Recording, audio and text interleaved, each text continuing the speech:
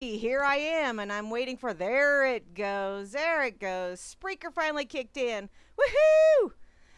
Oh, okay. Let me get my banner going. Holy sheep dip. And just a sec. Hi, everybody. This is Grammy Mary over here on RealLibertyMedia.com, channel 3. Also on the Real Liberty Media. Let's see, Tune In station, the Real Liberty Media internet radio station, and the RLM radio station over there on Spreaker. Hey there, hi there, ho there, and happy Whack-A-Doodle Wednesday to y'all. I hope you've had an absolutely wonderful and wacky day. I know I have. Holy crap-a-noli, it has been a day. I swear to God, we got 4 lines coming into work.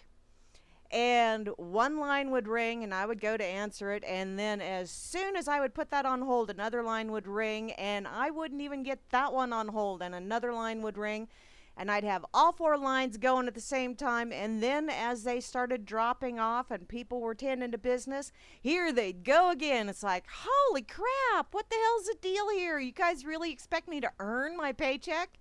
Jeez, this sucks. Oh, well, it was still fun. Made the day go really, really fast. Had lots and lots of challenges today. Had to do some new stuff, which is, yeah, really unusual for me because I do so damn much there already. It's like, really? You want to throw something else at me? Alrighty then. So, let me see. Now that I have whined and pissed and moaned and groaned, and yes, I do need some cheese and crackers to go along with my wine. Thank you very little. Let me say hey there, hi there, ho there to everybody over here on Fakey Book. I'm getting more and more people over here that are listening in. And yeah, and they're actually staying friends with me after listening. That's what really shocks hell out of me. Okay, I see Moosey's over here and the lovely Mary B, as well as Darwin. Hey there, Darwin. Love you, sweetheart. Thank you ever so much for all of the shares that you do over there. And I also see Weta. How you doing, girlfriend? Long time no see. We need to get together again, sweetie. Just let's not meet up at the last place we met up at, because that was... No, that wasn't good. You know, I've met quite a few people actually in the tangible physical world that I first met in the cybernetic world. And I'm going to say I'm running about 50-50 right now. They've all been excellent experiences, as in, oh yeah, I'm learning. But they have not all been wonderful initial experiences. Some of them started out good and then went to shit. And some of them started out good and just got better. So, you know, that's kind of the way life is, so isn't it? You got to kind of deal with all of it at the same time. Okay, over here on this effing site, Freedom's Network, which Grammy is working on a revamp. And it's looking pretty goddamn splendiferous there, dude. Thank you ever so much for that. I see Grimner is over here. And let's see, who else is over here? The lovely Mary B is here as well. And looky there, Larry Anderson is also online today. Hi there, sweetheart. Haven't seen you in a long time. How is Ma doing? I hope you both are feeling much better than the last time I chit-chat with you.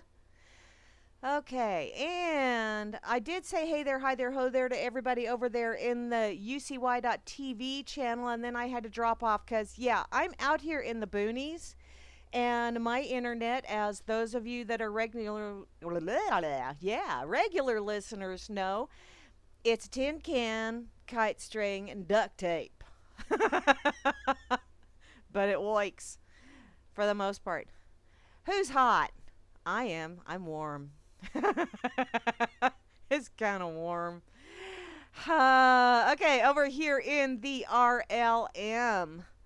Wow, lots and lots of people. Some new faces here too. Hi there and welcome everybody. In the RLM, once again at the top, my missionary man. I can always know he's going to be in that missionary position. Is Asmo. Asmo, darling. I really need to know how the hell you pull that off, sweetheart. I also see Barman, who is the most splendiferous bot in the whole wide world. And looky there, the lovely Beth A. I got corrected on that the first time I said that. I thought it was eh. But no, it's Beth A, as in she is an A plus in my books. I also see Grimner, the one, the only, the creator of RLM and Barman, and the brains behind that effing site as well. And looky there, the lovely Moose Girl. So see, Grimmy again is the grimy middle of a lovely lady sandwich. And Moosey, I hope you had a blast over the weekend. Yeah, you have a life. And I'm gonna whine again. Oh well, I'll survive. Holy shit, my Freedoms Network thing is just going absolutely ape shit. What the hell? What the hell? Quit it. Quit it. Behave yourself. Just a sec. Hi, TD. I see you, lady. How you doing this evening? I waved right back at you, but I don't have my camera on, and there's a reason for that. Okay, I also see the lovely Kate is here. How hot is it in your neck of the woods, darling? Because it was only supposed to get up to 90 today here where I'm at, and they lied. Those bastards. I really want a job as a weather girl. I can't be a weather girl anymore because I'm a little, yeah. I have blonde hair. It's just really mature blonde. There you go. I am a Grammy, you know. So I could be a weather Grammy. And I could get paid for being wrong 75% of the time. Booyah! Bonus round. That's what I think. Although I don't think you want me wearing some of them skimpy outfits and stuff. Because, yeah, my daughter posted a picture over on Fakeybook a couple weeks ago of me in my swimsuit with my grandbabies. And, wow! Talk about embracing the paste. Whee! Yep. I'm Neapolitan ice cream. I'm chocolate on top, and then wherever the sun hits a little too much, I'm a little on the strawberry side, and then my legs go to vanilla, and I mean they go to frickin' glow-in-the-dark vanilla, but that's okay. It's okay. Not too many people get to see that shit, so it's all good. Hey, I see Trust No One is here, and I much prefer when you're Darth roams. But I understand. Well, no, I don't. I'm going to pout about that, too, because I can. So there. Beto! Long time no see, sweetheart. How's things in your world? Have you found yourself another hottie? Huh? I hope you have, sweetheart. Let's see. I'm trying to catch up on the chat here as well. Oh, that's not cool, IB Dauncey. My condolences. Damn it all. That totally sucks. Okay, back to saying hi. Sorry, IB Dauncey. God damn. Okay, Chalcedony. And you know what? The other morning, I woke up entirely too frickin' early. Entirely too early. Until I realized that, hey, it really wasn't a bad thing after all, because when I stepped outside with my doggies to let them do their business and just kind of wander around and cool off, because it's cooler outside than it was inside, I saw shooting stars. So, it wasn't a totally lost cause. But I came back in because I could not get back to sleep. So I logged into the old RLM chat, and you know what? Chalcedony said something. I'm not kidding you. I saw Chalcedony say something. Shared a link. I cannot remember the link because I was like, oh my God, Chalcedony speaks. Or at least types. Oh, it was like, wow. See, I was meant to get up early to see shooting stars and Chalcedony type. There you go. Although by the end of the day, my butt was dragging. I was leaving two little ruts in the road. Okay. I also see the lovely Chloe is here. Hey there, lady. How you doing? As well as IB Dauncey, who is also down in that great state of Texas, where it's hotter than Hobbsy hell. What? I'm not dropping that F-bomb yet, Moose. I'm glad, sweetheart. I am so glad you had a blast. And I'm also extremely envious. Oh, crap. See, that's a price I pay for being out here in the boonies and not having to deal with most of civilization. Oh, well. I also see Java Doctor 2 and the original Java Doctor over here. Hey there, guys. How you doing? Double the pleasure, double the fun. Holy smokes, don't go there, Grams.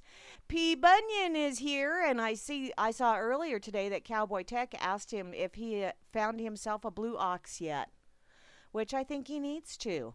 Just because. And Rob Works is here. Hey there, Rob. Yes, you're right, darling. They all suck. They do.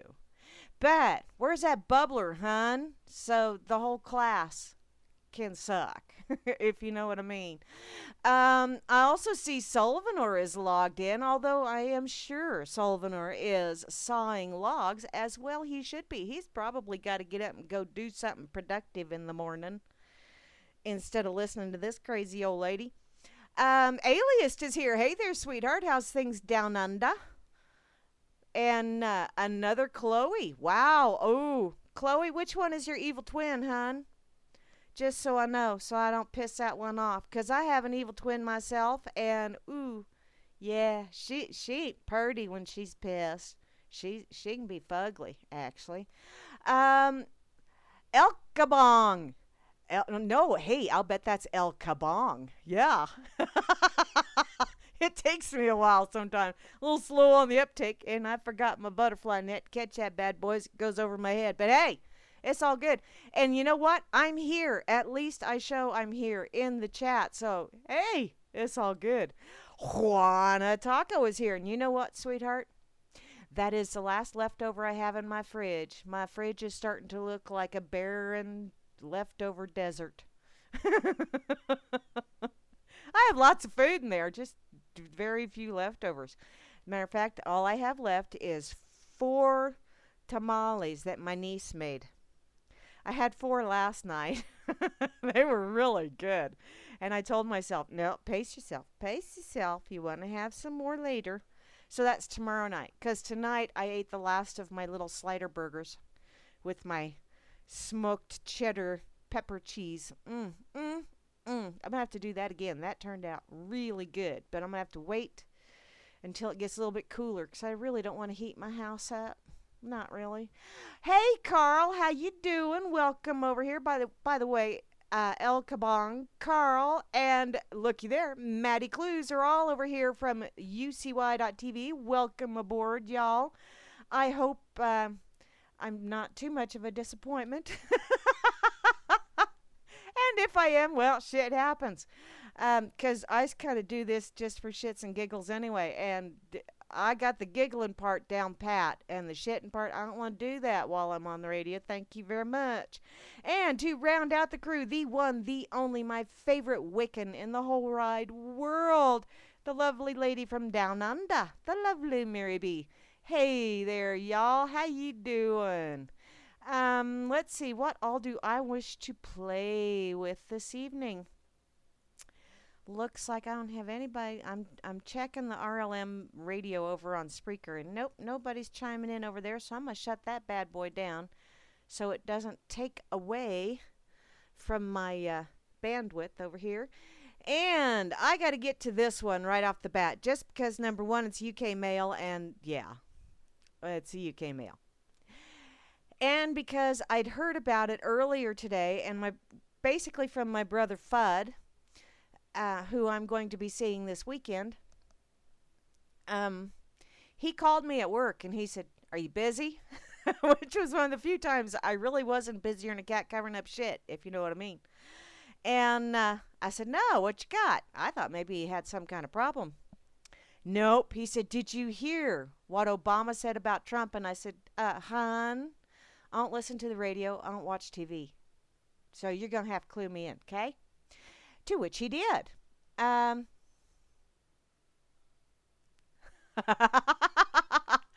you, Moosey. I am so glad I was not the lone stranger on that one. Truly appreciate it, darling. Great minds. That's what I'm going to say. Great minds think alike. That's my story, and I'm sticking to it. Oh, well. My brother asked me if I had heard what Dangleberry had said about Trumpelstiltskin. And, well, I just think those are two peas in a pod or two turds in a toilet. However you want to look at that. They're probably having a battle to see which one's going to go down first when the flushing starts happening. And yeah, I'm gonna find me a great big old bucket, and when I do that handle on that bad boy, I'm gonna dump that bucket in to make sure both those turds go down at the same time. We don't want no stinking floaters around here, don't you know? In any case, Dangleberry warns that Trumpelstiltskin could beat the Cankle Queen as he attacks Republican as an attention-loving strongman. Really? Trump. An attention whore. I'm shocked. Shocked, I tell ya. Yeah, as if Dangleberry should know, because, yeah, if she fits, hun. Apparently, POTUS Dangleberry isn't so confident anymore that Trumpelstiltskin won't win in November election. Excuse me. It's more like a selection, and don't you know the Cankle Queen has already got it because it's her turn. And besides, she's got Debbie Does Cankle Queen on her side now. Ick. Oh well, he does think that he will succeed him in the Oval Office, which, oh, wouldn't that just be horrid? Because, damn, I could see, okay, naughty thought running through my mind. Wicked. Hilarious thought. Okay, funny to me. Trumpelstiltskin actually gets the nod. As if. But let's just pretend along with me here because this is a really wonderful fantasy I got going here. Trumpelstiltskin gets the nod. Does not pardon Dangleberry. And Dangleberry gets arrested as he leaves 1600 Pennsylvania Avenue and gets to spend an extended stay at the Gray Bar Hilton in one of those ever so attractive glow-in-the-dark orange jumpsuits. It's a wonderful thought. Oh, well. Anything is possible, he told today's Savannah Guthrie. And it is the nature of democracy that until those votes are cast and the American people, have their say, we don't know. Oh, yeah, sure. I'm going to have to get to something that, just a silly little nonsense thing that I wrote the other day. Actually, that was actually that morning that I got up early, and it was just... It was a cosmic morning, I gotta tell you. I had all kinds of things just clicking with me that whole day. It was weird. Dangleberry gave the interview to the NBC News on the eve of his address to the Democratic National Convention in Philadelphia. He recalled that when he was the one on the ticket in 2008 running against Arizona Senator John McCain and good old Mittens Romney in 2012, there wasn't the same level of backbiting. Really, hon? Oh, yeah. Are you out of touch with reality or what? I think that he's somebody who likes attention. Really? Maybe surprised himself that he got this far. Yeah. Well, it doesn't surprise me one damn bit because he was saying all of the lovely things that everybody was thinking but was afraid to ask. And that's another problem that I have with people nowadays. Everybody's really good at being a goddamn keyboard commando. Or let's sign a petition. Oh, please, sir, stop whipping me with a wet noodle. Please. Signed 100,000 people. Yeah, like that's gonna do any good. Or grabbing your lovely little poster paper and making all kinds of pretty little squiggles and lines all over it and then marching up and down the street, rah, rah, ree, kick him in the knee, rah, rah, ras, kick him in the other knee. Yeah, that's gonna do a lot of good too, isn't it? All it's doing is letting them see. That's troublemaker. There's troublemaker. There's a rabble rouser. There's a troublemaker. All that shit don't mean shit. people. You really want to make a difference? Stop playing their fucking game. Oh, F-bomb. 22 minutes. Shit. I was really hoping I'd make it a little bit farther. Oh, well. Moments later, he said that the billionaire is acting like a strong man and suggested Trump would use the presidency to punish his enemies. And how does Dangleberry know this? Because he did the same frickin' thing. That's why. Takes one to know one, hon. Oh, Dangleberry told Guthrie that he and his wife, Michelle, don't take personally the insults from good old Trumpelstiltskin that she outlined in her own DNC speech on Monday. What Mr. Trumpelstiltskin has done is to make more explicit and branded what really has been going on for a long time. This isn't new stuff. Oh, wow. Ding, ding, ding, ding, ding. Give that guy a damn bubblegum cigar, why don't you? He also said what we do think that it makes a difference or makes it difficult to run the country. Not just for me, but for Republican leaders. Oh, y'all haven't been running the country in a long time. People are starting to realize that, hon. It's taken some of them quite a bit of time, and there's still quite a few out there that are going, no. He joined the other Democrats in reminding good old Trumpelstiltskin that America is a democracy. No, it ain't. In response to the Republican White House contender's assertion that his party's convention that he alone can fix the country. Okay. No. The only way to fix this country is everybody in this godforsaken place pulls up the big girl yeah, say that again. Rewind, redo. Pull up your big girl panties and your big boy tighty whities or your big boy boxers, or if you go commando, hey, just don't catch it in the zipper. Not cool.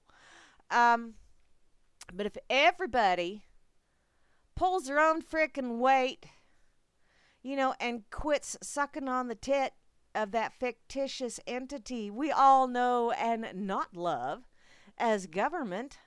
I don't have to love government because it's not real. Yeah. He goes on to say that that's now how our founders, that's not how our founders designed our system. You should know that, sweetheart. Although, constitutional attorney, I think they just gave that to you. Because I don't think you know dick about the Constitution, hun. Oh, he said, we're not a government. Really? Where some strong man orders people around and banishes enemies? Don't quit your day job, hun. Democrats such as good old Cankle Queen herself, Hillary Clinton, and Bernie. Really, honestly, I'm different from the rest, but I will support her, and you should support her too. Good old Bernie Sanders. And Elizabeth Warren, I identify as a Native American. You know what, sweetheart? I do too. You know why? Number one, I was born here. So that tends to, by definition of Native, mean that I'm a Native American. And then when you throw in the other little caveat that, I am, wait for it, a little bit Cherokee, just a little bit.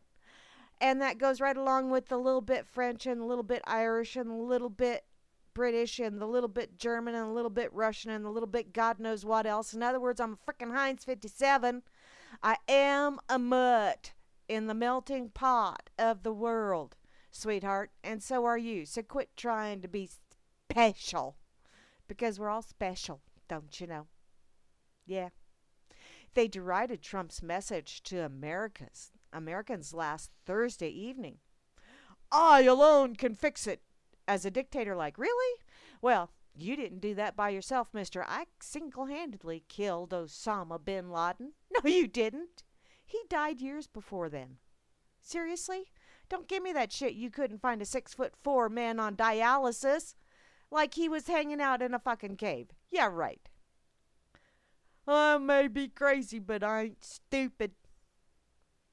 I think that it is important for us to remember that we live in a democracy, and by definition, the way we solve problems is by everybody participating and arguing and occasionally having to compromise.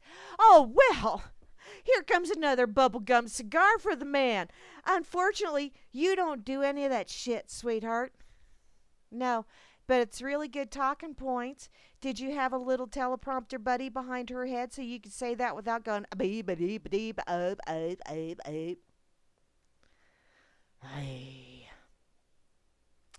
He also said that Trump has taken to an extreme the divisions that national Democrats have with Republicans. Because, for one thing, he doesn't seem to have any plans or policies or proposals or specific solutions. Unlike you, Dangleberry, who had everything prepped and ready before you even got the nod to be the Democratic candidate. Why? Because that shit was written years ago. You cannot tell me that death care was written in 6 months. That sumbitch is longer than War and Peace. No, you can't tell me that. I know better. I ain't that stupid. The good news, though... Oh, really? There's good news here? Apparently so. Dangleberry thinks so. The good news is very got a candidate. Wow, peeps. Do you not edit what you write? Is there not a proofreader on your staff anywhere? Holy shit. The good news is that, they've got a candidate in the Cankle Queen herself, Hillary Clinton. You know, she really shouldn't have that job because she's already had that job. She had that job when Slick Willie was in office because y'all know Slick Willie was just around chasing skirts to see if he could dip his wick in someone else's well. Because, he sure as hell wasn't going to be dipping it in her well because that bad boy was wallowed out. Oh, yeah, I said that out loud. So, she was running the show. We all know that shit. You already had your turn, Cankle Queen. Back off. Someone else's turn, okay? Apparently, Shitlery has specific plans. Yeah. Faber Camp. Who's going to be my roomie? They'll probably have me locked up in one of those padded cells with one of those ever so attractive self-hugging jackets, don't you know? Mine's going to have sparkles on it. The president will deliver remarks at his party's convention tonight in Philadelphia. Big whoop. Pressure is on, Guthrie told him, to match Michelle's address from Monday night. Yeah, and sweetheart, you need to show a little more junk than what she did, too. Whew, that was just wrong. He praised the First Lady and said, you know what? I'm not going to hit that bar. Let me concede top speech making already to my wife.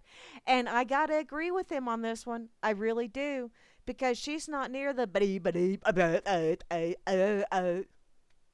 She can actually do a whole sentence without uttering one of those nonsensical sounds. It's amazing. I couldn't have been prouder of him. The way she was able to remind all of us that where this really counts is the kind of message we're sending our kids about who we are and where we want to take this country. The phrase fundamentally transform this nation comes to mind. Yeah. Yeah, you went right to the fundamentals, didn't you?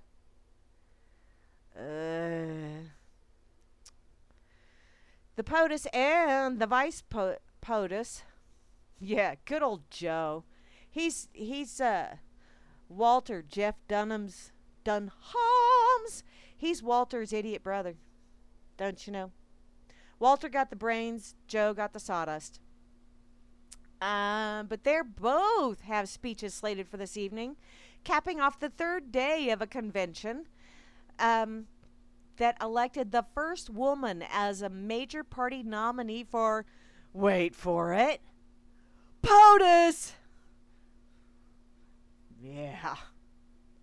Reliving his first speech at the party gathering, Dangleberry told Guthrie, I'm the first to admit that, you know, when I spoke in 2004, when I ran in 2008, my hope and change. Yeah, way back when Bob Hope was still alive and I still had change in my pocket. My expectation was that we could lift up all that common ground and create a new way of doing business in Washington. No. No. Yeah, that's along the same lines as you saying you was gonna help the rest of the world, those poor third world countries. Yeah, the way you helped them was instead of bringing them up to our level, as if that's really a step up, you brought us down. Yeah, let's make it a level playing field by knocking you guys down a few notches. Yeah, good job. Good job, overachiever. He had hoped to shift the political tenure in a direction that was more respectful and more practical in trying to solve problems. Oh, God. And that hasn't happened. Oh, no, really? But it doesn't keep me from wanting to keep on trying. Okay, the key word here is wanting. He is always wanting. He has left us wanting. And he's going to keep on trying. And he is very trying. He has always been trying. Oh, trying on the nerves. Well. He also said in a pre-taped interview, a portion of which was released Tuesday night during the convention programming, with the full discussion airing Wednesday morning on Today, that he isn't counting Clinton's chickens yet when it comes to winning the general. Yeah.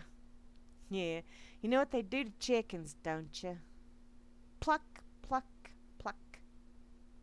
You know, as somebody who has now been in elected office at various levels, you have fed off the tit of society long enough, sweetheart. Back off. Ooh, for about 20 years now. In other words, he has never had a real job. He said that I've seen all kinds of crazy stuff happening. No. Well, come on out to my neck of the woods. I'll show you crazy. And I think anybody who goes into campaigns not running scared can end up losing. Oh, there's that fear thing again. The outgoing POTUS, with 6 months left in his second term, advised Democrats not to ignore Trumpelstiltskin. One of the dangers in an election or a surrection like this is that people don't take the challenge seriously. Ah, I'm up to the challenge. Da, da, da, da. They stay home, and we end up getting the unexpected. I think it would be just absolutely way cool if everybody said, fuck you, I ain't voting. Kiss my ass. I know that you're just letting us color inside the lines on that little circle. Please use the number 2 pencil or the computer will not be able to read your vote. Or push that button. Ooh, we're real good at pushing buttons too. Just ask me. I'm damn good at pushing buttons, and usually it's the wrong one. He was also opining on the possibility of Trumpelstiltskin presidency. And he said it's not the Republicans' access to the nuclear codes that makes him nervous, per se. What I think is scary is, okay, this is the part my brother called me about. A president who doesn't know their stuff and doesn't seem to have an interest in learning what they don't know. Ding, ding, ding, ding, ding, ding. God, we've had 8 years of that shit already. You know, and I seem to recall when you guys was running against old McBain himself, when, what's her face, Sarah Palin was the VP, and y'all were having shit fits over her $600 pair of glasses. Honey, I wear glasses. I have the no-line bifocals. I have the tinting, you know, that shit. Brain fart. I have the brain farts. Oh, crap. You know, it's the tinting. You step outside and it gets darker. I can't think of the name right now, but I'm sure it will come to me at 2 in the morning, and then I won't get back to sleep. But I have that, and my frames were actually very inexpensive. My frames were only $110, but my glasses still wound up costing over $500. So kiss my ass on that shit. Yeah. Michelle goes to a fucking homeless shelter and $275 sneakers. Kiss my ass. But Your guys' big argument in that whole shitting thing was she's only a heartbeat away from the presidency, which I really didn't think that was a bad thing considering all the options that we had at the time, don't you know? And yeah, the only reason you survived all the way through your presidency, sweetheart, is because you picked Biden. And everybody went, oh yeah, he sucks, but really? Walter's idiot brother? No, thank you. We'll let him stay. Seriously. No. No. That was a smart move on your handler's part. Just saying. Oh well. He also said that Trump has failed to demonstrate a basic knowledge about the world or what a nuclear triad is, or where various countries are, or the difference between Sunni and Shia in the Muslim world. You ought to know that one, shouldn't you, Dangleberry? Those are things that he doesn't know and hasn't seemed to spend a lot of time trying to figure out. Well, you know what? Why should he? Really? It's not like he's going to get it. And if he does, I'm thinking he'll probably be just as surprised as the rest of the world. Sorry, I can't keep, I had to get to that part. And now I'm done. Because it's like, that's enough. Oh, El Kabong has quit. Bye, El Kabong. Hi, PB. How you doing, sweetheart? Oh, Grammy, you got nice weather. Okay, let me see.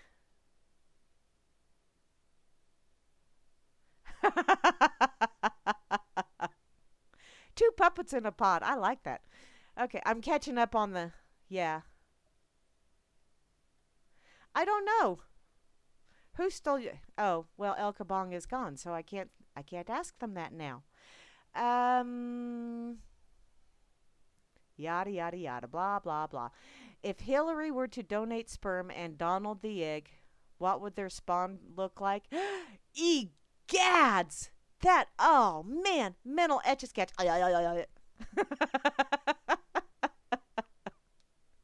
I ain't voting for Johnson either. I ain't voting for any of them. If I vote for anybody, I'm going to write in 2 letters, M-E.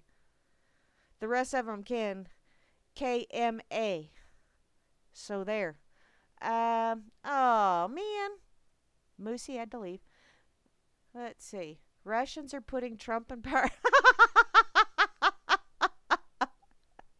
Oh, that's funny. You guys are too funny. See how funny you've been while I've been ranting and raving and talking about dumb old Dangleberry? Holy shit. And no, that's right, Chloe. He ain't saying anything new. Lots of people are worried about it. I am scared to death that Trumpelstiltskin is going to go, you're fired, button. Okay, no, I'm really not scared to death because I'm actually going, asteroid 2016. I think Mother Nature's ready to shake us fleas off is what I'm thinking.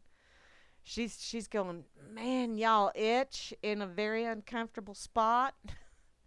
You know, one of them places where you really can't scratch in public, at least not in polite public. Oops. Makes you do the itchy ass walk, you know? One of them things. Okay, I'm going to put this over here on Fakey Book real quick and over on that lovely effing site, and then I'm going to go dig around in my pocket for a while. And no, not that pocket, the one on my webpage. Take your age and add 5 to it. That's your age in 5 years. Wow! No! Really? Holy shit. Okay, so I will be none of your business. I'll be that age if I get there. Lord only knows. Hell, I might start counting backwards. Actually, I've done that. It's not nearly as fun as just taking the 2 digits and adding them together, because that way I'm the same age as my granddaughter. And, yeah, we're birthday twins. We have a good time with it. Everywhere we go, you know, if somebody, we get to chit-chatting and stuff, and invariably she will say, Grammy and I are birthday twins. Oh, you're born on the same day? And she'll say, no, we're the same age. And people give us the weirdest looks, and we just giggle and walk away. So I trained her right. She's just as nutty as, well, not quite as nutty as me because she doesn't have quite the seasoning I've got yet. But yeah, she's getting there. Just like I'm not quite as crazy as my mother, but I'm getting there. She just turned 85, by the way. Happy birthday again to my mama. Her birthday was Friday. And that woman is absolutely insane. But you know, she had 10 of us. And she let us all live through puberty. And I think the only reason why she did is because she wanted grandbabies. And we gave her lots. Oh. Oh, okay. Now that is on Facebook, let me put it on the effing site, because on the effing site, I can play with those ever so fun emoticons. Hi, Clancy. I see you. Okay, and you know, it's truly sad when I'm getting to the point where it's like, I got to see what the hell Dangleberry said today just so I can get a chuckle. Because, I mean, for the longest time, it just made me go, ew, he's on every channel. Goddamn, even the Cartoon Network, which is part of why I dropped cable. Because the only way I can get away from him is, yeah, Netflix. I do like my Netflix. Okay.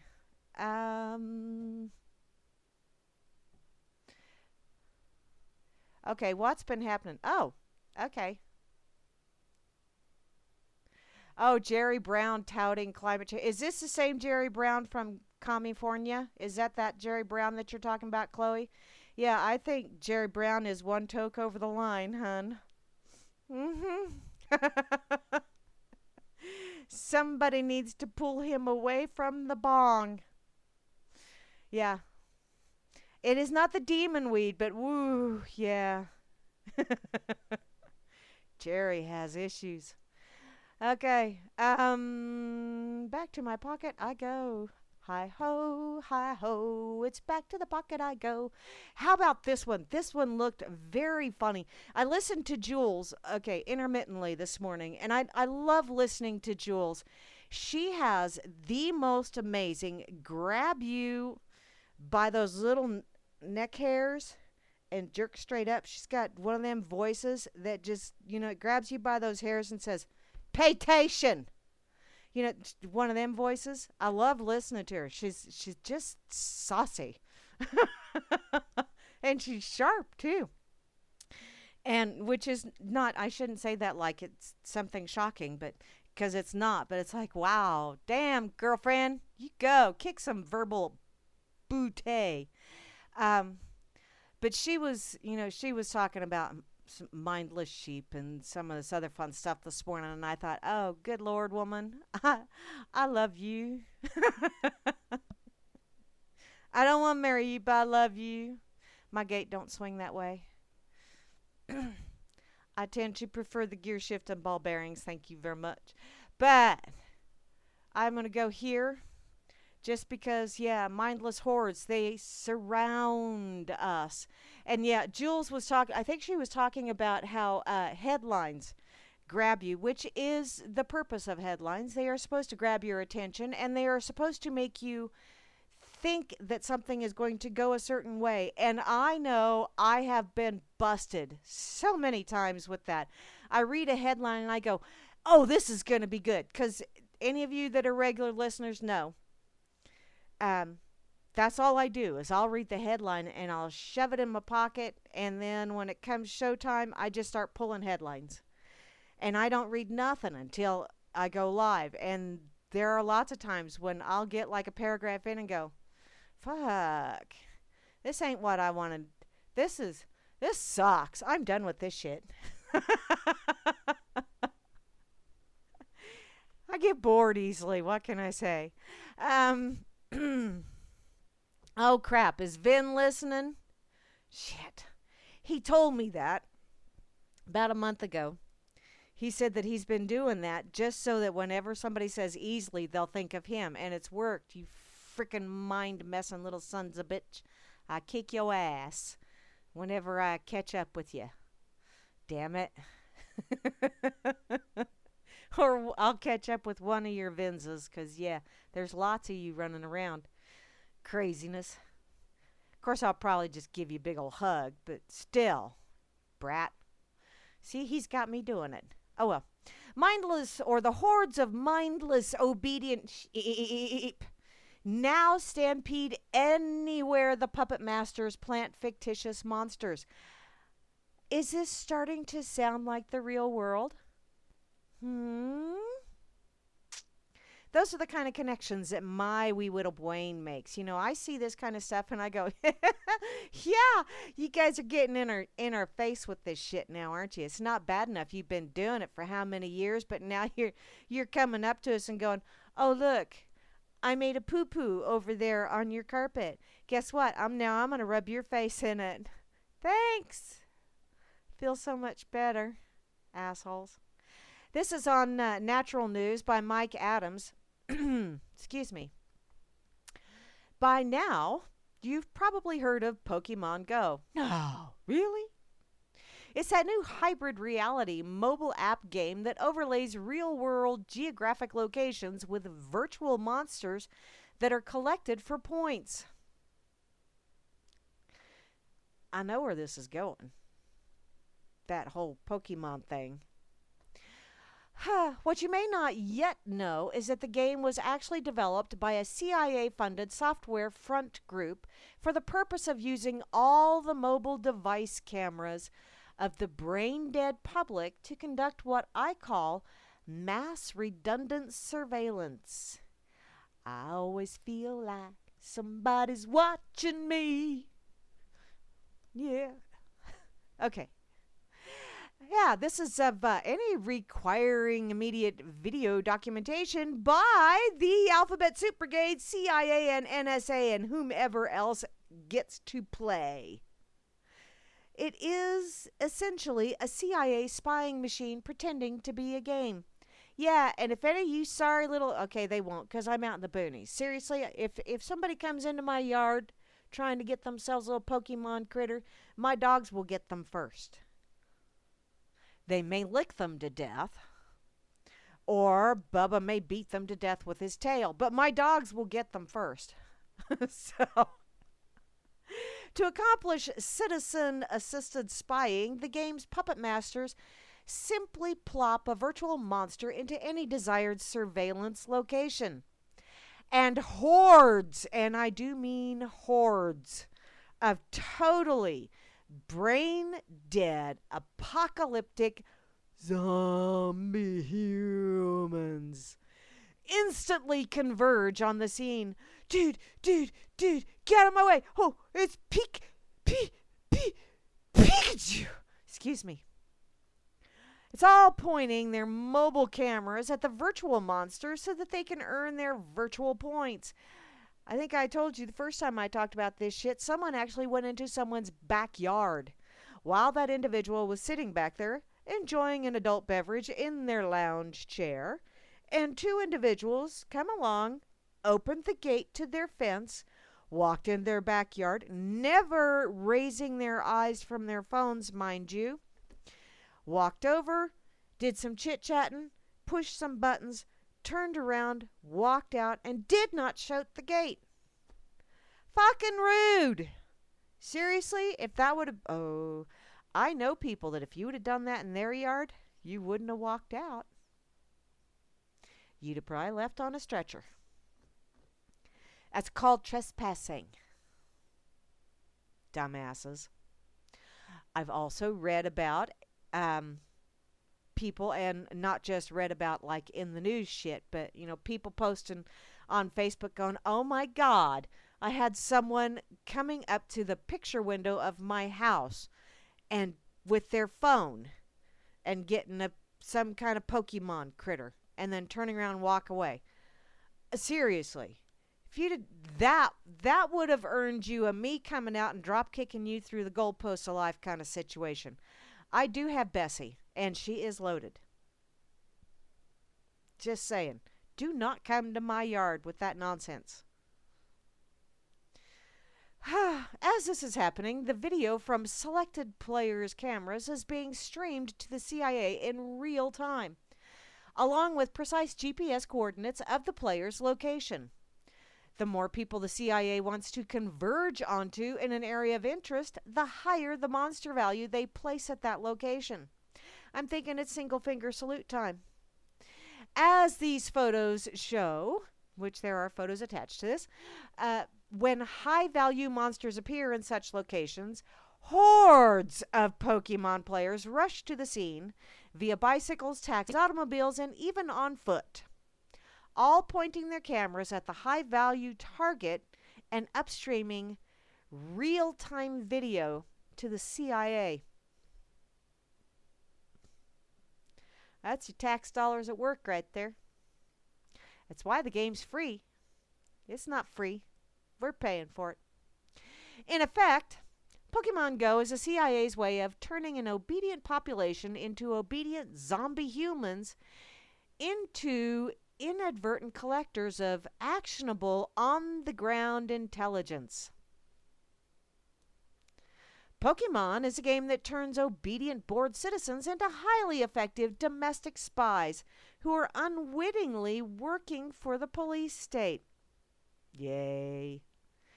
Witness these scenes, and there's videos below, which I saw that video below of all those people at frickin' Central Park, and it's like, you godforsaken morons. Oy. Right now, the Pokemon Go zombies have to view their virtual overlay of the game through their mobile devices.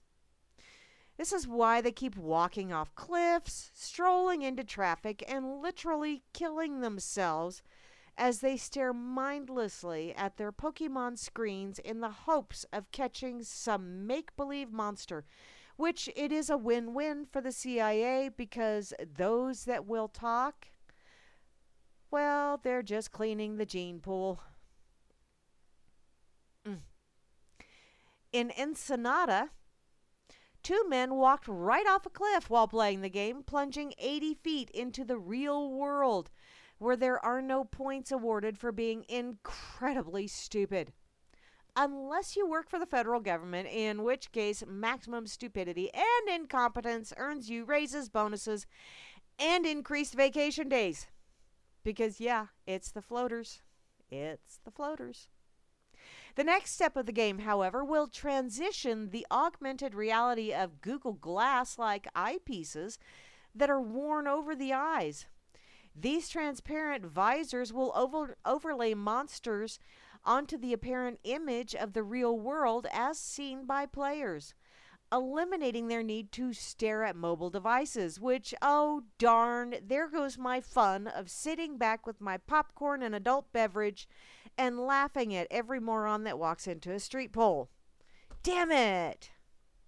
Instead, you'll just see these people mindlessly running around like crazed crackheads.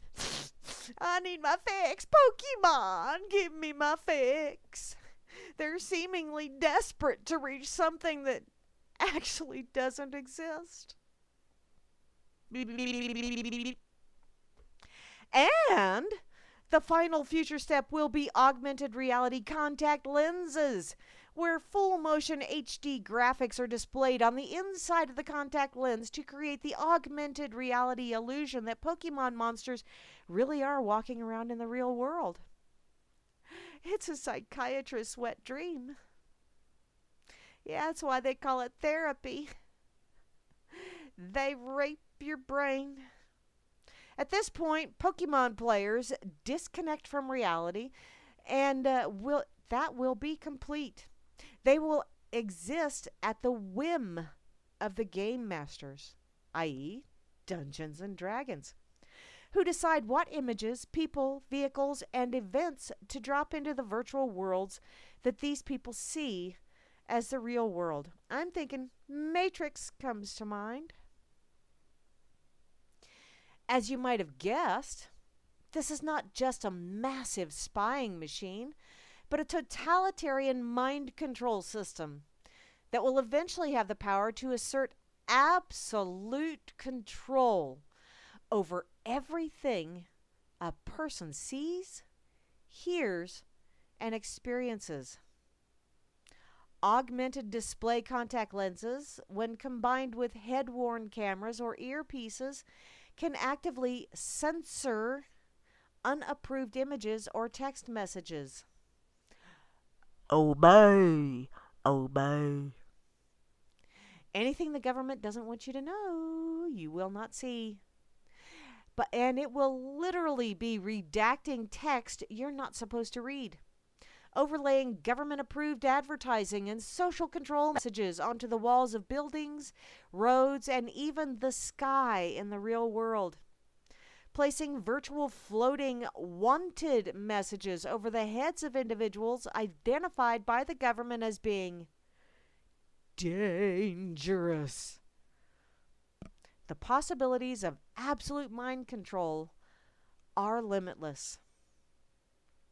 If such technology comes into existence, it would spell the total doom of human liberty and the nearly unstoppable dominance of the technocrat elite, which is basically saying that technology has far outpaced our humanity or spirituality. That happened a long time ago. We're just being overachievers at it now. One answer to all of this, of course, is a small-scale EMP weapon that fry all electronics in the local area, returning people to reality by destroying the circuits that maintain their virtual worlds or their mental prisons, which are controlled by the dominant technotarians. Is that how you say that? If it isn't, that's how I said it. This is why I have long understood that the fate of human freedom may one day depend on small bands of rebels carrying out activities that could include setting off small-scale portable EMP weapons to disable technological control systems run by oppressive dictatorial regimes all over the world, conducting armed raids on AI robots to destroy and disable them, hacking into and taking over remote-controlled vehicles or robots to commandeer them for the public good. Oh, Christ. Oh, Lord. No, let's don't do shit for the public good, okay? Every time someone says that, I get a butt pucker. I really do. Seizing control of augmented reality systems to overlay messages of truth that appear in the virtual worlds. You know, honey, you're thinking entirely too big. You know what you need to do? You need to go up and smack that fucking phone out of their hand. That's what you need to do. Break their toys. Make them disconnect. You don't have to do large scale. You really don't. Mano a mano is how you tend to this shit. If things don't change, the future of human beings may look eerily similar to real zombies. Okay, it already does, hon. I have to vote. I'm thinking that's a zombie mantra if I ever heard one. What if all the people who think they are looking for monsters become monsters themselves? Oh, now you're talking about Israel. And all of those backers of Israel. But me what? Obi-Wan died, don't you know? And yabbits need to be an endangered species.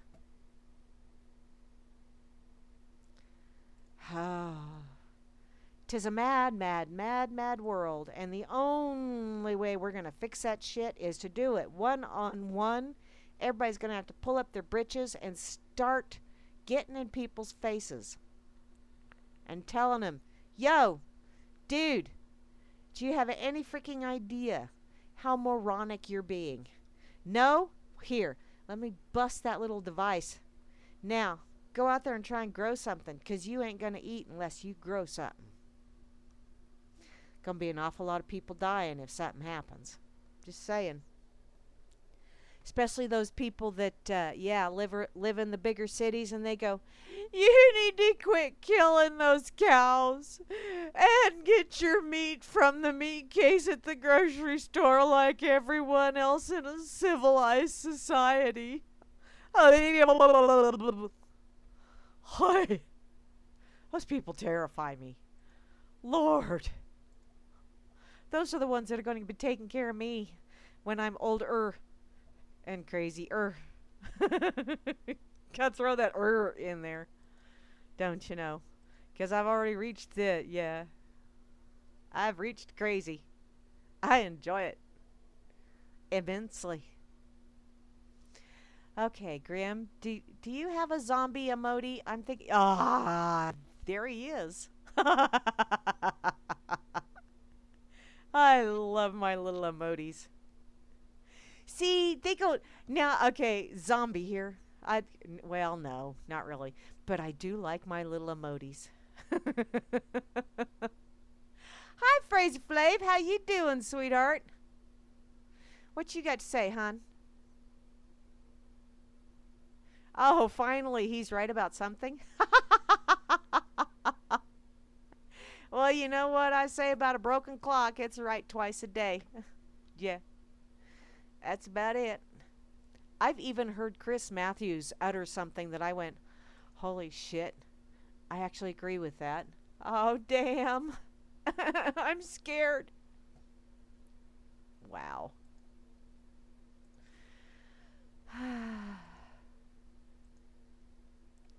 Let's see. How shall I put this over on Fakeybook?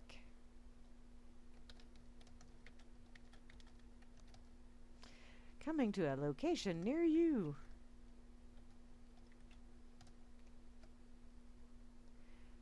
Better not. Out where I live, there's not lots of people, but we make up for it in, yeah.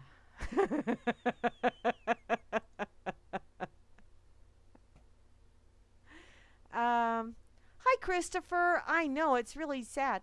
There's a friend of mine shared a picture over on Facebook. He went out hunting the other day, and he got, let's see, 4, 8, 12, 16.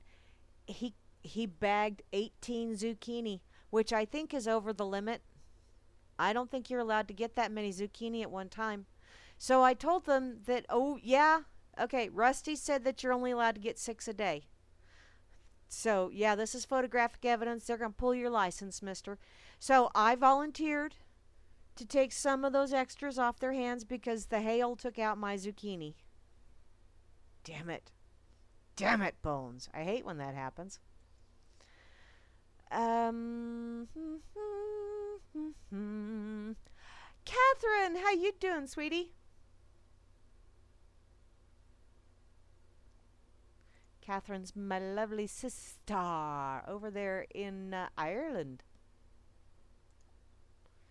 Yes, I have another notification over here. Yes, my dear. Or no, or whatever. Huh? Oh, Grammy. Hi, Grammy. Grammy's my friend. He helps me when I push the wrong button.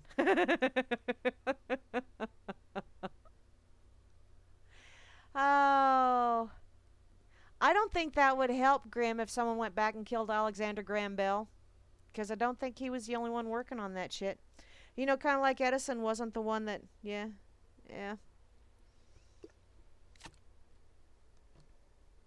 I think if you really want to stop a lot of this nonsense, you're going to have to go all the way back to Nostradamus and stop him from curing people of the plague over in Europe. So that most of that... okay, a lot of the population keeled off anyway, but yeah, take out a whole... Hey, I wouldn't be here. No, wait a minute. Let's rethink this. Oh, never mind. No. We just got to deal with this shit. That's just all there is to it. We got to fix the mess.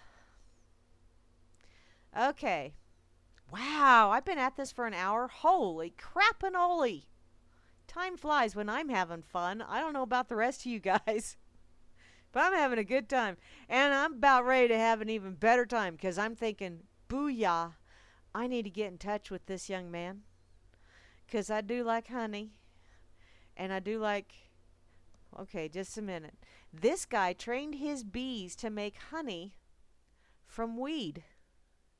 Dude, that would be like totally awesome. Peanut butter and honey sandwich. I mean, it takes care of the munchies and everything, and honey is very good for you anyway. It's got all kinds of antibacterial and antioxidant, and wow. I'm going to just kind of zone here for a sec, okay? Hello, Mr. B. Okay. The man who calls himself Nicholas Trainer Bees is becoming something of a legend among both beekeepers and cannabis enthusiasts. He claims that he's trained his bees to make honey from weed, which, it's really not that difficult because if they find pollen that they really, really like or that the queen mother really, really likes, not the queen mother that thing over in the UK, no, the honeybee queen mother. If she gets a hankering for this shit, you can bet your sweet bippy they's going to be buzzing all over the place going, ooh, she likes this shit. She's happy. Let's get some more of this. Yeah. That's because he's been able to do what many have talked about, but no one has been able to pull off. Nicholas is a 39-year-old man who lives in France. Ooh, I know some French. Another WHACK-A-DOODLE. And I know how to proposition someone in French, although he's younger than me by quite a few years, but I'm not too proud. I will proposition you, hun. Give me some honey. Oh, I'm being shameless tonight. Damn it all. Oh, well. In addition to being a beekeeper, an artist, and a locksmith, oh my God, be still my beating heart. He's also an outspoken supporter of marijuana. Oh, dude, seriously, you had me at beekeeper. Okay? I am a Twitter-pated now. Whew. Wow. I'm having a hot flash. For the past few years, he's been trying to figure out how to combine his love of cannabis with his love of bees. Honey, I won't be jealous. You can love them too. And now it looks like he's figured it out. He managed to train his bees to make honey after gathering resin from cannabis plants. Cool. I have trained bees to do several things, such as collect sugar from fruits instead of using flowers. The aim arose for me to get the bees to obtain this resin. By using what he calls a training technique whereby the bees collect the resin and use it in the beehive. That's a really long name, honey. You might want to come up with a shorter one. Nicholas and his bees have created the world's first batch of canna honey. Canna honey? Oh, wow. Wow. I like that word. Since this is such a new phenomenon, nobody has had a chance to test this new honey. Ooh, I'm going all Arnold Schwarzenegger now. Yeah, Arnold Warshak. Yeah. Ooh, pick me. Yes.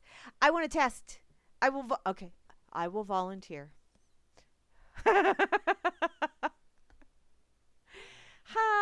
Yeah. Back to the article. Get out of the fantasy land, Grams. Jeez, oh, Pete. Okay, nobody's had a chance to test this new honey to see how much of the first cannabis makes it through the final product. Okay, I don't care. I'll test away. But Nicholas says that the bees' canna honey brings together the health benefits of both honey and cannabis, which is like superty-duperty Peter T. Hooper miracle food. In fact, the idea of trying to get bees to make honey out of cannabis originally came from his personal experiences using marijuana for medicinal purposes. See? He's a smart feller. Like I said, he had me at honeybees. He said that as a child, he got into a lot of trouble at school because he's hyperactive. Eventually, he dropped out, but he soon discovered that cannabis could help him cope with his condition. Oh, yeah, it mellows me right out. Yeah, puts my ass to sleep, is what it does. That is after I get the munchies. I always get the munchies first, and then it's off to La La Land. Recognizing that honey is another all natural substance with tons of potential health benefits, Nicholas decided that honey and cannabis would be the perfect things to combine. Before he obtained his first results, some people dared to say that cannabis was harmful to bees. Oh, yeah. I bet you guys are global warmists, too. Climate change. Yeah. Hon, that's what climate does. It changes. That's part of the definition of the word, you know. Just saying. He was entirely convinced that was not the case. But he had to wait 2 years until the project was well consolidated and he was able to demonstrate that the plants had no adverse impact on the insects. Other than the insects did have a tendency to be a little more lackadaisical coming back to the hive. It's like, dude, did you check that plant out over there? Yeah. Apparently bees don't have the proper receptors, but it gets to that. Yeah. The bees that produce the canna honey are not affected by cannabinoids because they do not have the endocannabinoid system. Damn, sucks to be you, dude, but thanks for your contribution, taking it for the team. I truly appreciate. Oh, there's a picture. It looks yummy. If canna honey lives up to its name, it could essentially be the first ever all-natural cannabis edible. Raise your hand. Get behind me. I called dibs first. And since Nicholas reports that his bees will take to virtually any strain, there are limitless possibilities of creating different kinds of canna honey. I'm excited. Can you tell? Just a wee bit. Wow. He's even kind of cute now that I see a picture of him. Hey, how you doing? Are you single? Wanna not be?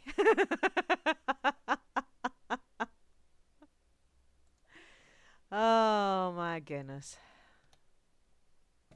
I am enthralled. See? Doesn't take much. Seriously, it don't. Hi Bo Diddy, how you doing, sweetheart? Okay, I'm gonna put this over here on that effing site because it's like effing brilliant. Don't you know? And I know just the right little emojis to use for this. There we go. Let's see. Ha1, Ha2, Ha3. We'll do that one. And let's see. We'll do that one. And we'll do that one.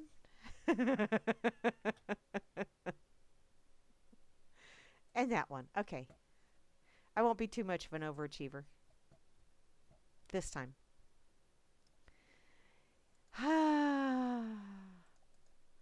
And now I'm going to put this on Fakeybook. And I tell you what, this is going to be so... Oh, man. You know, next week is the primary election. I don't think I'm going to win for county commissioner. Just saying. Because a lot of the shit that I share on Fakeybook, I'm sure there's going to be a lot of people that are going to go, seriously, do you want her to be a county commissioner? I tell you what, those commission meetings would not be boring. Let me tell you. I would most definitely speak my mind.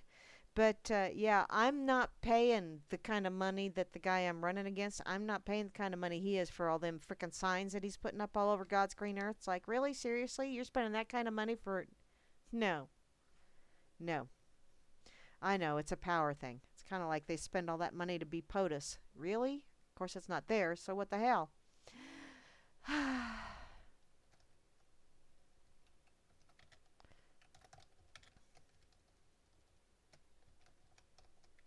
Okay. Now it's over on Fakey Book 2. I think I just cinched the fact that I probably won't win the election. Oil well. Shit happens. Okay, back to my pocket I go. Y'all are being really quiet over there in the chat. Fudd! Hi, Fudd. How you doing?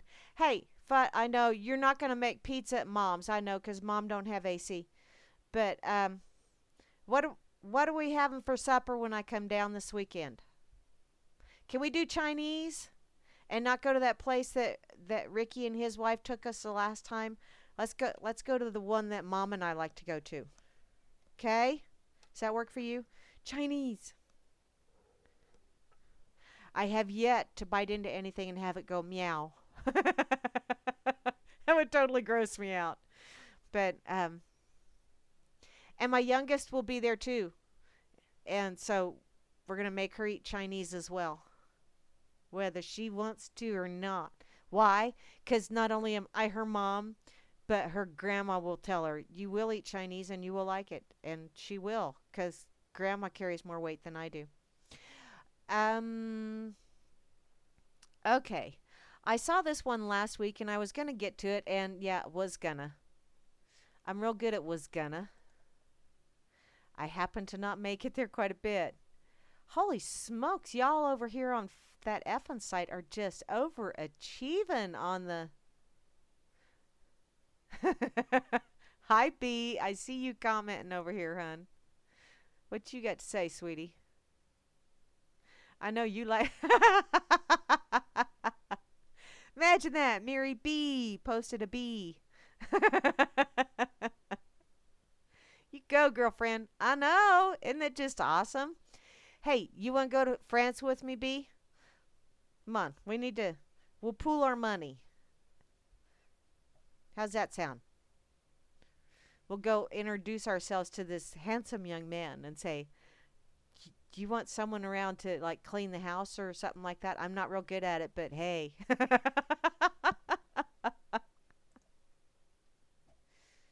I smile a lot. We will figure it out. Cool. Sounds like a heck of a plan, Fudd. I know, we always figure it out. Are we going to get anything done besides looking at pictures? That's my question. Because that's always what happens when we go to Mom's. Holy shit. Did we just spend another day with pictures? Oh, that's right. That's what you're doing anyway. Hey, bonus round. I needed a drink. I was getting a bit parched. I know that shocks you. Man converts old truck into a mobile bathroom for the homeless. How awesome is that? Somebody will arrest him, I'm sure. Because we can't be nice to the homeless people. They are supposed to be miserable in their indigency. So that we can make you feel bad for them being indigents. And then make you feel even worse when you try to help them out. Because we'll throw your ass in jail. Because that's how they roll. Hi, Katie Troxel. How you doing, sweetie? Long time no see. All right, Mary B. Woohoo! Hey, we can pick up Cirque along the way. She's over in Denmark. Let's go see Cirque first. And then all three of us will go to France. It's not that far. I looked on a map. It's only like 2 inches.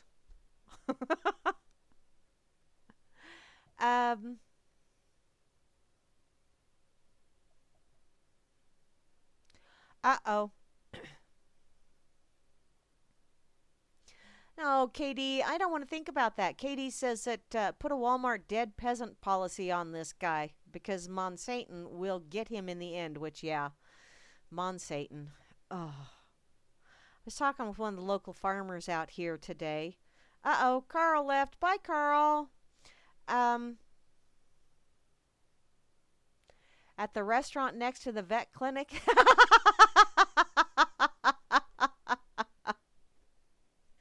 Oh, no.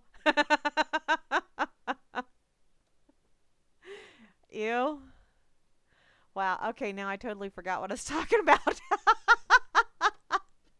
Never mind. It's all good.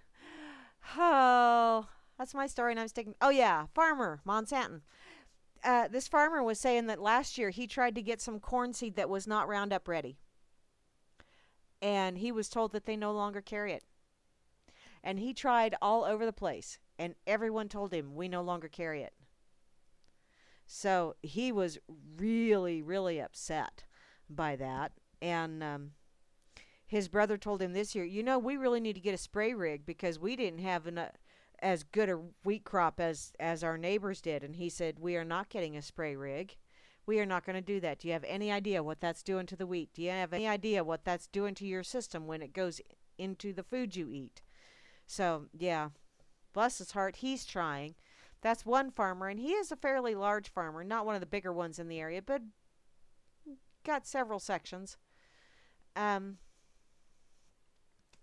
So yeah, him and a few others that I have spoken with are trying to get away from this shit. But man, Monsanto is not making it easy. I think we need to raid their seed vaults because I think that's why they did that whole lawsuit thing. And he and I discussed this today when he was in.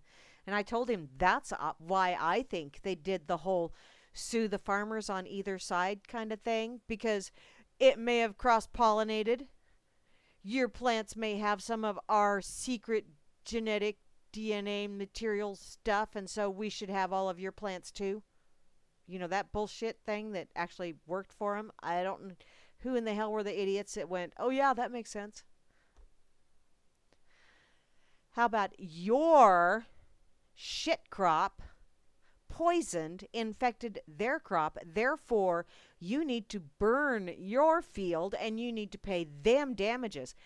If I ran the zoo, that's what I would have said. But nobody asked me. Damn it all. Oh well. Where was I at? There I was. I was going to my pocket. Yeah. Like I said, I saw this the other day. How homes kept cool before the age of AC. Swamp cooler. That's what we had. And Dad always got to sit in front of the swamp cooler. And then when Dad passed gas, we all left. Because even when Dad wasn't sitting in front of the swamp cooler, when Dad passed gas, we all left. Because we wanted to continue breathing. The modern air conditioner was invented only in the 1920s, and it didn't become a common home feature until the latter half of the 20th century. But while some of us might wonder how our grandparents survived hot and steamy summers, the fact is that those older homes had a few tricks up their sleeves. They were designed and built with features to help them stay cool without AC. Mary Wheeler Schapp is a registered architect who designs and restores historical buildings to their former glory in Cincinnati, Ohio. She offered this expert insight into the features that made older homes livable in the heat. Airflow. Number 1. In northern states, it was common to create a stack effect by opening windows in the basement and top floor. This generated a cool breeze through the house. Further south, before AC, many homes were built on blocks, allowing breezes to flow underneath and help keep them cool all summer long. Tall ceilings, which they tell you tall ceilings is a waste of energy. You don't want to have high ceilings. But wait. Ceilings as high as 10, 12, or even 14 feet were common in older homes. As heat rose to the ceiling, lower areas stayed cool and comfortable. Ceiling fans powered by electricity or elaborate rope systems also facilitated air movement. Transoms. A transom, which is a small window over a door, allowed warmer air at the ceiling to circulate up to the higher floors, providing more air movement throughout the house. Transoms over exterior doors often had hinges and special hardware. This allowed easy access to open and close, helping create airflow while still providing security.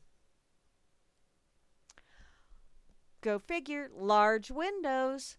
Many older and historic homes had large double hung windows. Opening the top sash would allow hot air near the ceiling to escape. Opening the bottom sash, especially at night, allowed cool air to flow inside. Rooms had many windows, some as large as doors. Thick, long drapes were often used in these large windows to keep out the heat, and people would draw the drapes to help keep a room cool without sacrificing light. Porches. Once again, duh! Wraparound porches, which are the most absolutely amazing, awesome things in the whole wide world. Oh, God, love them. Wraparound porches offered shade from the direct sun while still allowing light to pour in through the windows. Screened and furnished sleeping porches were also very common. People would sleep outside to catch the cool breeze of the summer night without all the bugs. Many believed that fresh air had health benefits, not so much anymore with all the crap they're putting in the upper atmosphere, but hey. Now if we can just figure out a way to screen that shit out. Reflective roofs. Huh. Kind of like tin roofs. Many older homes had light-colored or silver metal roofs made of lead, tin, or copper. This was a great way to reflect heat away from the home to reduce interior temperatures. It's quite a contrast to today's dark asphalt shingles that can absorb a lot of the sun's rays. Thick walls. If you could afford them, the thick brick masonry or stone walls were a great insulator and kept homes cool before AC. Walls 12 to 24 inches thick were common in the Deep South, blocking the heat from the inside as the day wore on, and providing some warmth as the evening chill set in. So here's an expert tip. If you own or are considering buying a house built before the age of air conditioning, Mary recommends, hey, that's my name too.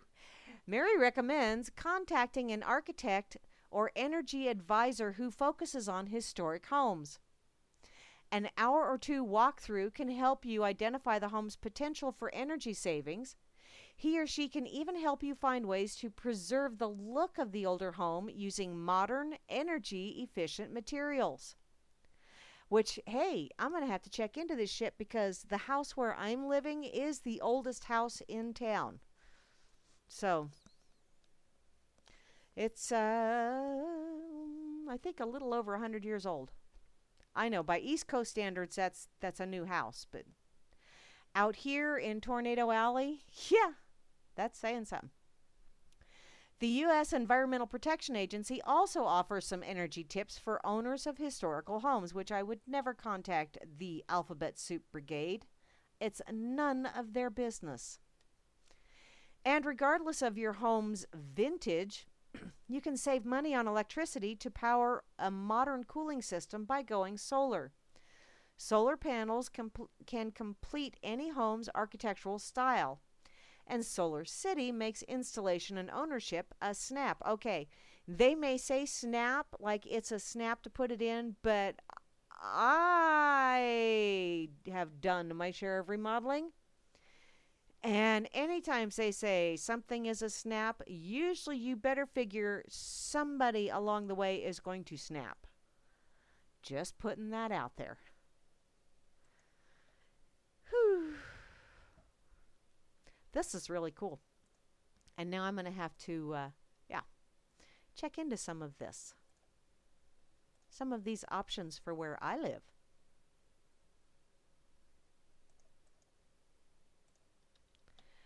Okay. Dun, dun, dun, da. I only have a half an hour to go. Dang. Are you having fun yet? I hope so. If not, well, nanny nanny boo boo, stick your head in dog do. I know, I'm so mature. That's what people tell me all the time. Okay, where's... I gotta find just the right...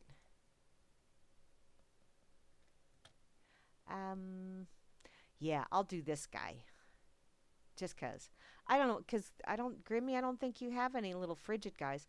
Although, wait for it. Just a minute. Let me find it now. I had an epiphany. I know, that's otherwise known as an Acme light bulb moment. I do have those quite often, actually. Acme light bulb moments, that is. Thankfully, no Wile E. Coyote moments. That's a good thing. He always gets an anvil on his head. Ah, that looks like it's going to leave a mark. Okay. Okie dokie. Let me go check out my fakey book. I have notifications there. Hi, Michael. Hi, Ray. How's Elsa doing, hon? You guys are such a cute couple. PDIing all the time. Kia.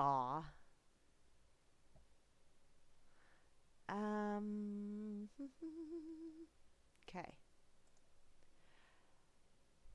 Let's see. Older than dirt quiz. Oh, here we go.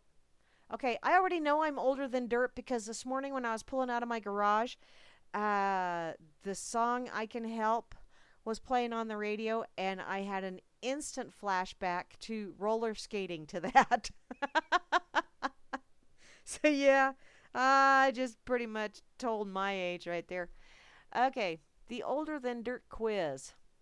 Do you remember blackjack chewing gum? Yes, and actually, wasn't too long ago, one of those little roadside stops, I found some blackjack chewing gum, and I enjoyed every bit of it. It's wonderful.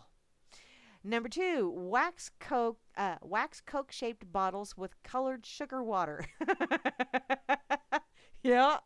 Yep. Number 3, candy cigarettes. Oh yeah. And okay, don't lie. How many of you actually lit the end of your candy cigarettes? Don't lie. You'll go to hell for lying, you know. Number 4, soda pop machines that dispensed bottles. Oh yeah. Oh God. I think they still have one. No, it went to cans. There was a place out here where I live. Well, actually, town where I work. That, you know, you would get your soda pop in the bottles, and you had to sit there and open it there, and you had to drink it there, and then if you turned it in, then you got a nickel back. It was cool. We didn't get to go there very often, but it was cool. Number 5, coffee shops with table-side jukeboxes.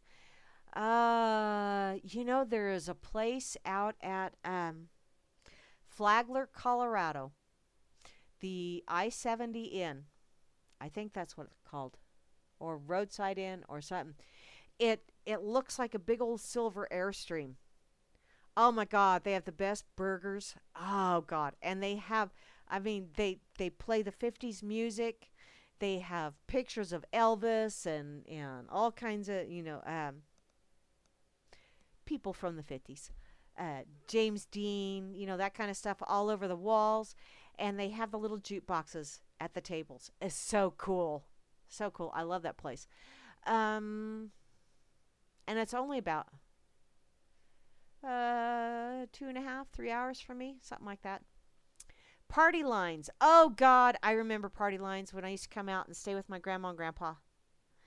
And every time the phone would ring, I would go pick it up. And if it wasn't Grandma and Grandpa's ring, Grandma would always, because I ran. It's like, phone's ringing. So I'd haul ass over to the phone. And then Grandma would get there shortly after me and smack my hand and hang the phone back up and say, it's not our ring. And I was always befuddled. It's like, really? But it rang here. I mean, everybody had a different kind of ring. It was really cool. I never got the hang of it. I got my hand slapped a lot. Number 8, newsreels before the movie. Oh, yeah. Remember those. Number 9, PF Flyers. Okay, those were before, like the Little Rascal shit and stuff. PF Flyers, PF Flyers, PF Flyers.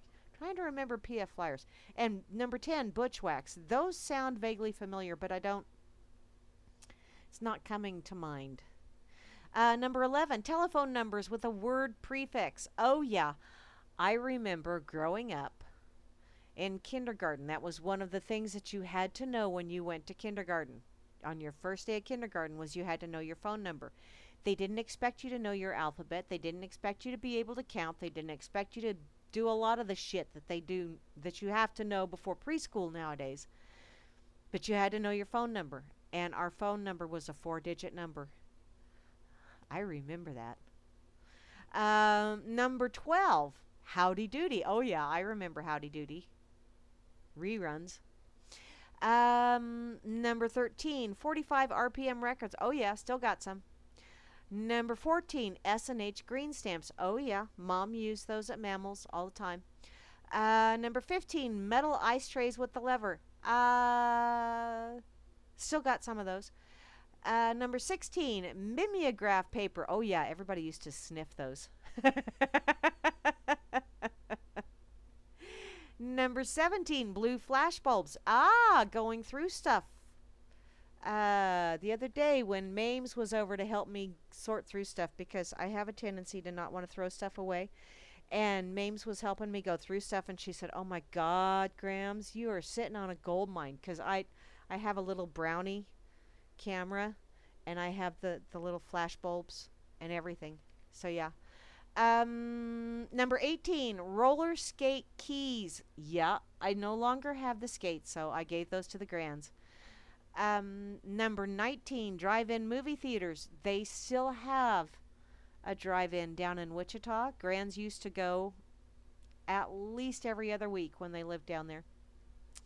So, if you remember up to 5 or 0 to 5, you're a whippersnapper. If you remember 6 to 15, you're getting there. If you remember 16 to 19, you're older than dirt. I am not older than dirt. My mother is, but I am not. Dirt was already invented because my brother Mikey used to take me out in the backyard with his friends, and Mike would say, "You got to watch this, it's funny." And he would put 2 holes in the dirt with his finger. And he would, I was 2 or 3. But I remember this. And he would point at one hole and he would go, "This is your head." And he'd point at the other hole and he'd go, "This is a hole in the ground. Where's your head?" And I'd point to the first hole.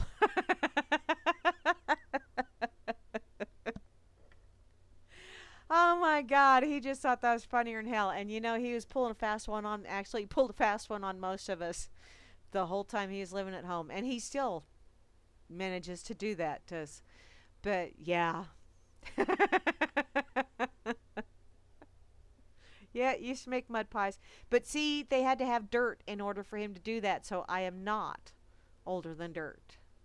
So I'm just putting that out there. That's a lovely little meme that a friend of mine shared over on Fakey Book. I just had to share that with you because that's just too funny. Oh, Trust No One. That was the Ice Age. And that was one thing that Mother did with our house with the swamp cooler is she would take, like the buckets that you got ice cream in, although we rarely got store-bought ice cream. We usually made our own. But if you got one of those big buckets, she would freeze water in it and then put that ice in the swamp cooler so that would cool down the water that circulated through the screens. It really does work.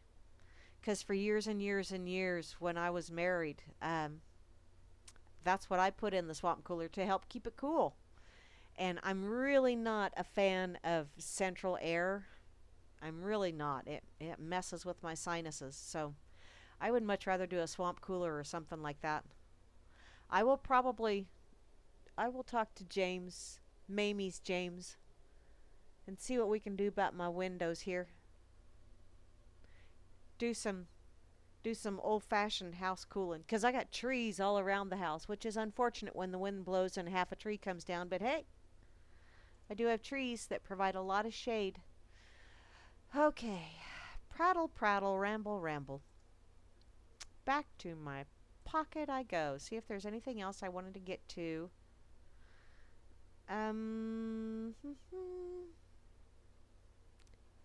Nope. I think the rest of it is just stuff that I wanted to read later, not necessarily do this evening. So, is it oopie time? Oopie, oopie, oopie. Oopie or fark?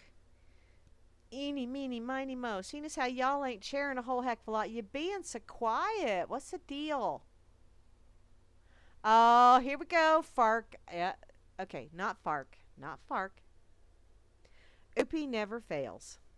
Oopie never fails me. There's always at least one on Oopie. Third story down. A nationwide shares the 10 wackiest dog and cat names of 2016.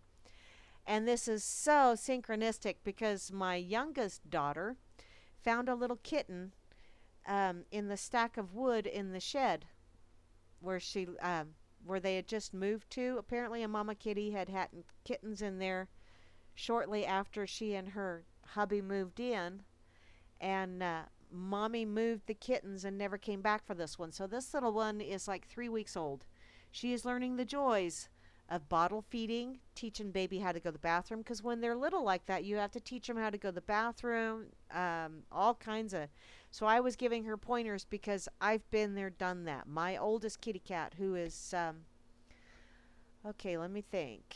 My oldest was a sophomore in college when I got her, so she's 17 now. Yeah, I had to do all that with her. And so, yeah. And her name is Doozer. Talk about a weird name. If anybody knows Fraggle Rock, you know where the Doozer name came from. But yesterday, my daughter posted on Facebook, she's wanting suggestions on names for this little one, which I told her when I talked to her. The little one will give you clues, and you will realize the name will just pop into your head. It just happens. But, wow, we came up with some weird names over there. And then my brother Fudd accused me of, really? I said it was reasoning. I didn't say what kind of reasoning, Fudd. Jeez. But these are wacky pet names. The insurance company Nationwide compiled a list of the 10 wackiest dog and cat names from their database of insured pets. Oh, well, that's a very limited supply. After selecting the 10 finalists in their annual Wacky Pet Name competition, hey, and just in time for a Whack-A-Whack-A-Whack-A-Whack-A-Doodle Wednesday. Damn. Ding, see, there's an Acme light bulb moment. It's a slow one, but it finally kicked in. The company has turned to the internet asking people to vote for the dog or cat with the wackiest name. Many pet parents want their cats to have names as unique as their personalities, or poisonalities, however you wish to say that. But choosing one can be difficult. The top entries for 2016 include references to pop culture and celebrity names such as Kanye Westy. Oh, don't do that to a kitty cat. Hey. Butch Cassidy. Now that's kind of cute. Optimus Prime Rib. Agent Jack Meower. I like that. To tongue twisters like Scrappin' Scruffy McDougal's. Oh, I like that one too. Or Highland McDougal's. There you go. Aubrey, there you go, hon. Mr. D called you McDougal all the time. There you go. There's a name for you, sweetie. How about Baron Von Furry Pants? Apparently that claimed the title for the wackiest dog name in 2015, while Leonardo DiCaprio was determined to be the wackiest cat name. Hey, where are they? Is that all you got?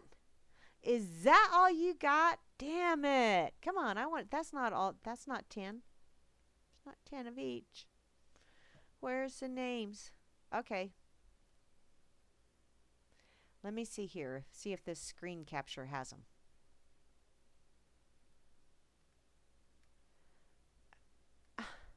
No, I'm not going to sign in. I'm not going to log in just so...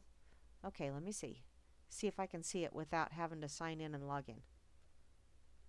Okay, for the puppies. Augie von Schwaggy. Or Angus von Wigglebottom. Yeah, why would that not surprise me? Chachi Bigfoot. Kanye Westy. That's just cold. That's cruel. Sorry, don't do that to your dog. Lieutenant Colonel Be Back Soon. Huh? Maximus Waffles. McLovin the Stud Muffin. Oh, Lord. Optimus Prime Rib. Scrappin' Scruffy McDougal of the Highland McDougals. And Super Fun Coconut Dog. Okay, there's a couple of wacky ones. The rest of them are like, Let me look at the kitty cat names. Kitty cat names. Ooh, Agent Jack Meower at your service. Butch Cassidy. Enzo Asparagus Santa. What? Why would you name a cat asparagus? That's just cruel. That's just nasty. Macaroni Bob. Now I like that one. Aubrey's last kitty cat was Mr. Pickles. Meow Medeus. I like that one too. Princess Poopy Paws. I like that one. Can you tell? Shakespeare. Oh, I kind of like that one too. That's a pretty kitty too. Sharkbait hoo-ha. Sharkbait hoo-ha-ha. Oh my. Ziggy Snowdust and Sir Pickles Pennybottom. Okay, I am going to share you the link to the nationwide thing. And yeah, you can click on the dog names and the cat names thing on, and you can get 2015 and 2014, which, you tripped and fell out of the room. Well, shame on you.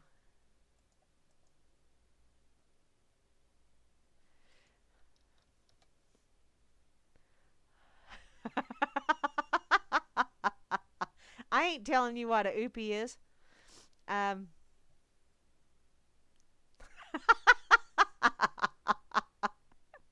Yeah, Fud, you better walk it off. Is that going to leave a mark, hun? Just curious. Ding dong. Do you need to borrow Mom's walker? I'm telling. Okay, let's see. I have just a little bit of time, so I'm going to go to the 2015 names just because. And then I'm going to have to say my get out of here. So, 2015, the winner was the Baron von Furry Pants. Runners up were Abigail Carmichael Spartacus, Abraham Lincoln Continental, R2 Dog 2, now that is cute. Biscuits à chocolat, that's cute too. Nutmeg Spice au Paris. Parker the Barker, yeah, I got one of those. Rosie Picklebottom, wow, there's a lot of people like pickle. Scuttle Underfuss. And Smiley Cyrus, oh, that's cuter than, yeah. Okay, and the 2015 cat names are Captain Pancake, Cornelius McPutnus Vandercat, holy shit, Fuzz Lightyear, Leonardo DiCaprio, Sir Nigel Meow Mittens of Ocelot Court,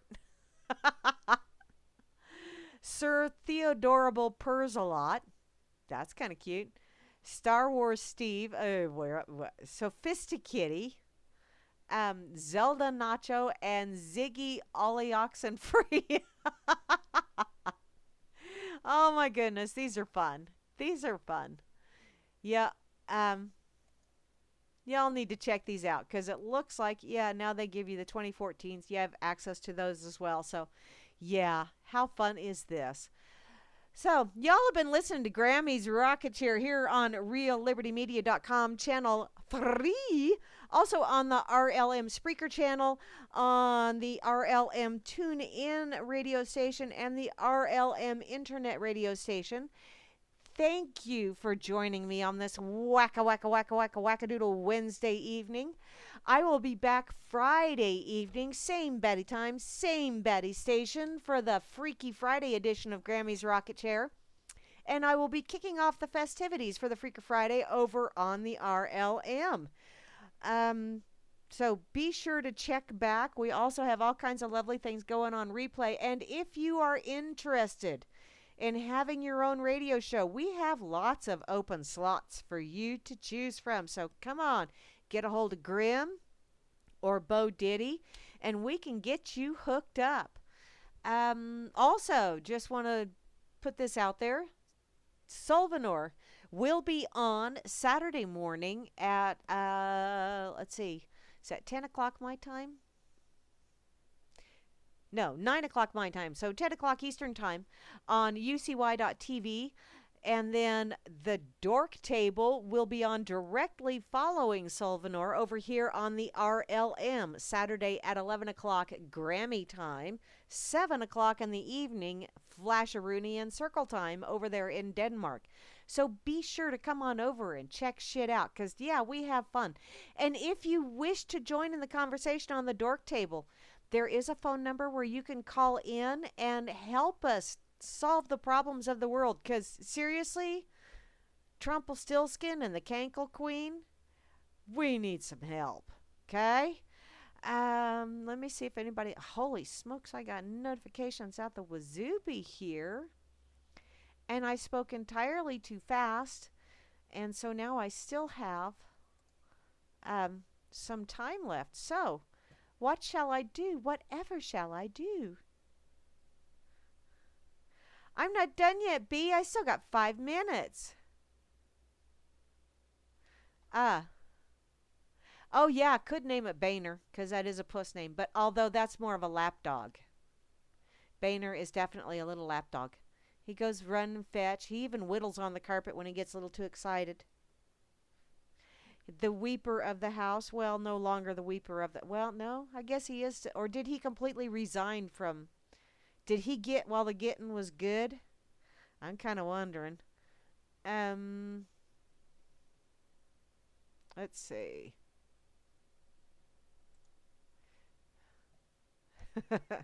Bobby, you are so funny. Bless your heart. Welcome aboard, hon. Long time no see. Are you about to cook down there in Texas? I hope not, hon.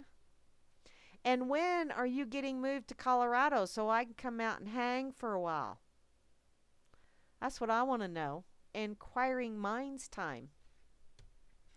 Oh, yeah, and Grimmy also shared a link in the chat over here on that effing site. Grimmy, did you also put it in the RLM chat? To go over and check out the beta, freedomsnetwork.com. It is pretty cool. It's a completely different look. And I like both of them. They both have perks to them. So I'm like, yeah. That's my decision-making process. Yeah.